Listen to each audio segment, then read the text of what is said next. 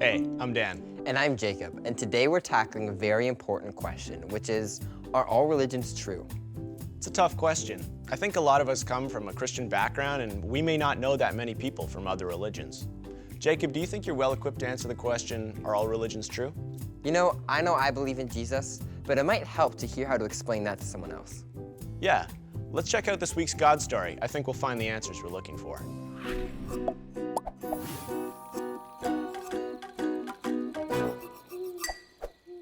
Where do sharks go on summer vacation? Finland.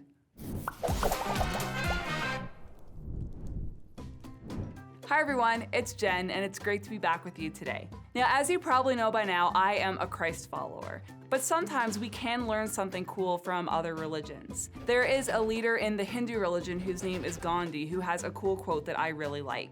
It says, "Live simply so that others may simply live." Today's God story has Paul in a place with people who practice a religion that is very different than the one he does. In fact, there are statues for a whole bunch of gods everywhere that he goes. But before we get into that, let's start with today's big idea. Are all religions true? The quick answer is no, but there are some good things in different religions, especially those that focus on helping people. That's good stuff. But to really tackle this question, let's start with something simple. We call ourselves Christians, and many people believe that Christianity is a religion. But see, we believe that Jesus actually came to earth to end religion. No. See, religion is a bunch of rules, rituals, and regulations to get us to God. But we believe that Jesus came to bring God to us. So being a Christian or a Christ follower isn't just a religion. It's our entire way of living, being, and doing. But are all religions true? Are they all saying basically the same thing? Well, no. The reality is that all religions think that their way is the right way, but because they're all different, they can't all be the right way. So what's the difference with Christianity? The difference is Jesus. So when we start to look at how Christ followers interacted with other religions, we can take a few notes from Paul. So let's jump into the God story and see what Paul did with the other religions around him. Paul was waiting for Silas and Timothy in Athens. He was very upset to see that the city was full of statues of gods.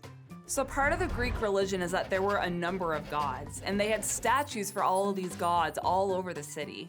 So Paul went to the synagogue. This was the building kind of like a church where Jews and Greeks would go to worship God. Every day, Paul spoke with people in the market who wanted to talk about God. Some of the wise thinkers began to argue with him. Others said, he's talking about a God that we don't even know. That's because Paul was teaching them about Jesus. He told them that Jesus had risen from the dead. They were very interested in what he was saying, so they wanted to meet with him. While they were at the meeting, they said to Paul, "You have some very strange ideas, but we want to know what they mean." So then Paul said, "People of Athens, I see that you are very religious in every way. As I walked around, I looked carefully at the things you worship. I even found an altar with, 'To an unknown God' written on it. So you don't know what you are worshiping. Now I am going to tell you about this unknown God." So Paul started with something from their religion, from their culture, and actually complemented it as a way to point them towards Jesus. He said, "He is the God who made the world. He made everything in it. He is Lord of heaven and earth." If you are thinking, "Oh hey, I know that God," that's because you do. He is God, Father, Son, and Spirit. Paul goes on to say that God doesn't live in temples built by human hands. He's not served by people. He doesn't need anything. You see, the gods that they served in Athens relied heavily on people building temples and doing things for them, but not our God. Paul says that God serves his people. He gives them life and breath and everything that they need.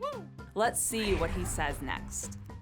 From one man, he made all the people of the world. Now they live all over the earth. He decided exactly when they should live, and he decided exactly where they should live. God did this so that people would seek him, and perhaps they would reach out for him and find him. They would find him even though he is not far from any of us. In him we live and move and exist. As some of your own poets have also said, we are his children. Yes, we are God's children, so we shouldn't think that God is made out of gold or silver or stone. He isn't a statue statue planned and made by clever people. So Paul is explaining here that the one true God isn't made out of gold or silver or stone, like the gods of the people of Athens.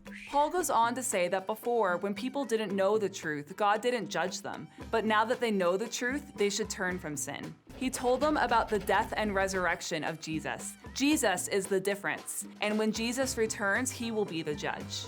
When they heard Paul talk about people being raised from the dead, some people actually made fun of him, but others said, "We want to hear more about this." And some people in Athens became Christ followers because of Paul's teaching.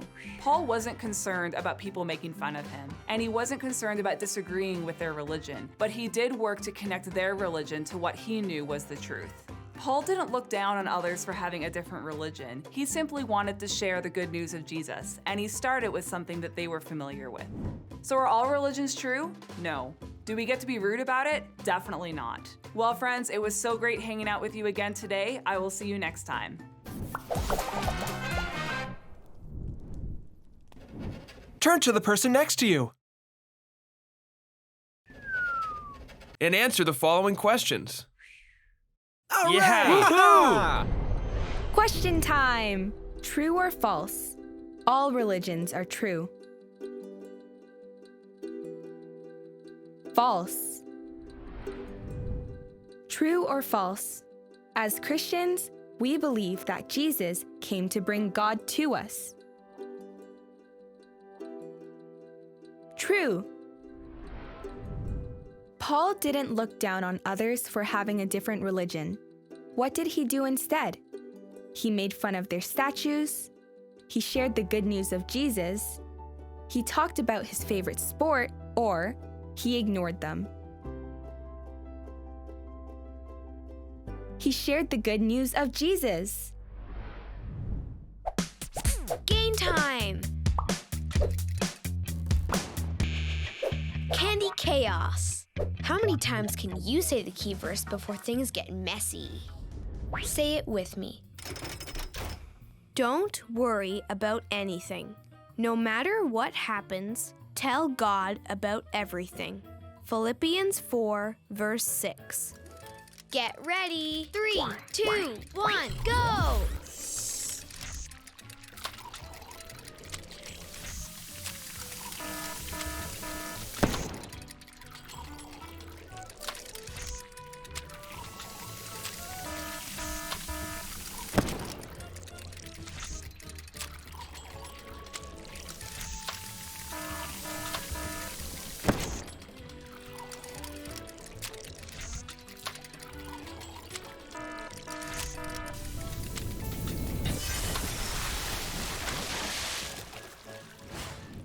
You know what blew me away? To hear how gentle and kind we should be to people who believe differently than us.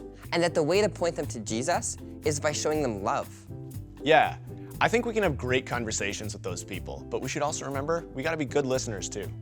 Let's check in to see what our friends at the Campfire are doing this week and what kind of questions they have for Natalie and Jimmy. Watch this.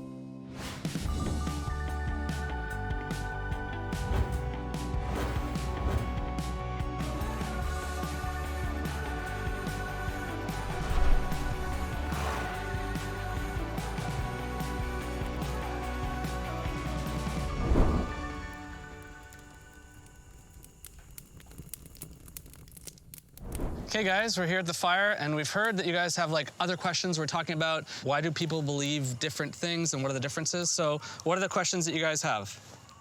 So, are all religions saying the same thing? Do they all believe the same thing? The answer would be no. To make it really, really simple, remember earlier today when you guys were wall climbing, you were trying to get to the very top of the wall, right? So a lot of religions say that God's at the top of the wall. They say you have to do lots of work and try really hard to get all the way up to God. But you know what Christianity says? What it is to follow Jesus means that Jesus is God who came down the wall to get to us. And that's completely revolutionary. Any other questions? Why doesn't everybody believe in Jesus?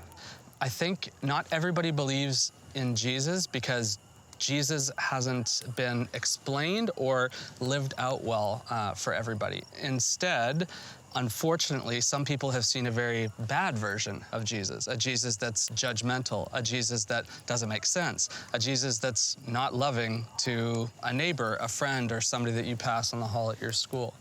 The real picture of Jesus that we have is that God is love, and Jesus is God made flesh. And so I think if everybody encountered that Jesus through us, if we showed God's love, if we looked more like Jesus, many more people would hear, and more people would definitely understand what God looks like. What do I tell my friends that believe something different than me? Yeah, I can take that one. Don't tell them anything. Show them. Show them. We don't need more people telling things and Christians or people who believe in Jesus finger wagging and Bible bashing. Instead, we need people that love God well and love their neighbors, their friends, people who are far from the popular group, like they love themselves. And so I would say that's the first thing. Don't make it your business to just tell friends what to believe. Show them. Show them God's love. Show them God's character. Show them what God looks like by serving them, caring for them, and sort of like wrapping your spiritual arms around them. Once that part is completed, then I would say there is a tell that we can do. And it's like Natalie said before, we can tell them that God actually came down the wall, came down here to meet with us, to care for us, to show us what life should actually look like. So again, answer one, don't tell them anything, show them. Then once you've shown them, explain, and explain Jesus. Man, those were amazing questions that you guys had. And we are going to talk more next time about more questions that you have.